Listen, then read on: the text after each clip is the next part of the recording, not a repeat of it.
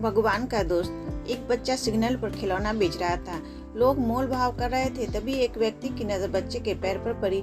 वह बच्चा नंगे पैर था। उस व्यक्ति को बहुत दुख हुआ। वह पास ही के एक दुकान से बच्चे के लिए चप्पल लेकर आया और कहा, बेटा चप्पल पहन लो।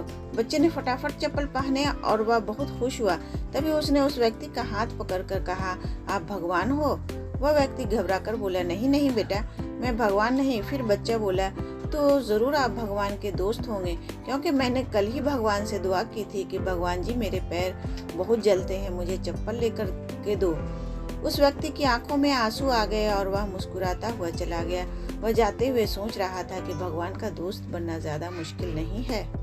उम्मीद करती हूँ ये वीडियो आपको पसंद आया होगा। इस वीडियो पर आपकी क्या राय है हमें कमेंट करके जरूर बताएं। वीडियो पसंद आया हो तो लाइक और शेयर करना बिल्कुल भी ना भूलें।